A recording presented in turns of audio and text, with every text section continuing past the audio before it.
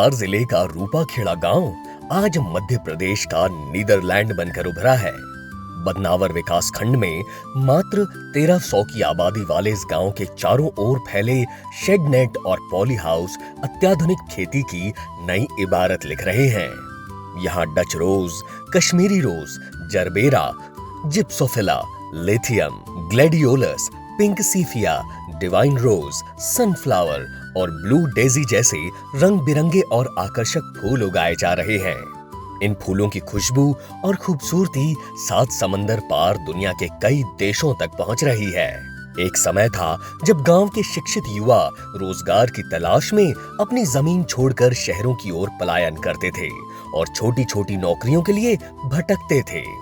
लेकिन उद्यानिकी एवं खाद्य प्रसंस्करण विभाग के सहयोग से अब युवाओं ने फ्लोरिकल्चर को अपने करियर का आधार बनाया है। नतीजा यह है कि रूपाखेड़ा आज आधुनिक कृषि, रोजगार और आत्मनिर्भरता का एक प्रेरणादायक मॉडल बन चुका है।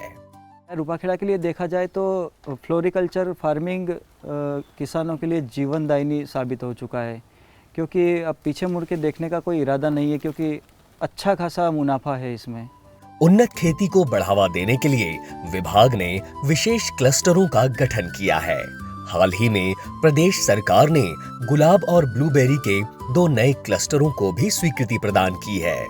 विभागीय योजनाओं और तकनीकी सहयोग के साथ मार्केट लिंकेज का ही परिणाम है कि आज दिल्ली, जयपुर सहित देश के कई बड़े शहरों के व्यापारी सीधे रूपाखेड़ा गांव पहुंच रहे हैं। वे किसानों के खेतों से ही फूल और अन्य उत्पाद खरीदकर देश विदेश के बाजारों तक पहुंचा रहे हैं।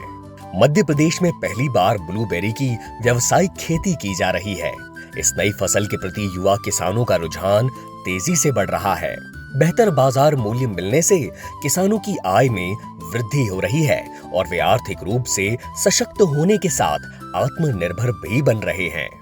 अभी तो सीख रहे थे, तो बस कुछ नया करना है ऐसा करके तो लगा लिया इस बार और देखा हो गया है अपने यहाँ, और आगे भी हमको लग रहा है कि हो जाएगा, अच्छा प्रोडक्शन आएगा और रेट तो अच्छा मिलता ही है इसका। विभाग ने अनुसूचित जनजाति वर्ग के लघु एवं सीमांत किसानों के सपनों को भी नई उड़ान दी है। दिनेश नरसिंह के पास मात्र 4 एकड़ जमीन है। एक समय ऐसा था जब बारिश के बाद मजदूरी के लिए पलायन उनकी मजबूरी हुआ करती थी, लेकिन आज योजनाओं का लाभ लेकर वे अपनी जमीन पर उन्नत खेती कर लखपति किसान बन चुके हैं। उनकी आंखों में अब मेहनत से साकार होते सतरंगी सपनों की चमक साफ दिखाई देती है। 3-4 लाख रुपए की इस नेट हाउस से आवक हुई।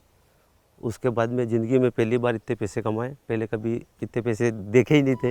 पूरे धार जिले में 124 शेड नेट हाउस और 75 पॉली हाउस में उन्नत खेती की जा रही है। जिले में कुल 2053 हेक्टेयर क्षेत्र में फ्लोरिकल्चर के जरिए प्रतिवर्ष 46,620 मीट्रिक टन उत्पादन प्राप्त हो रहा है। आगे भी हम पूरे जिले में जो है छोटे-छोटे क्लस्टर का निर्माण करके और उसको बढ़ाएंगे।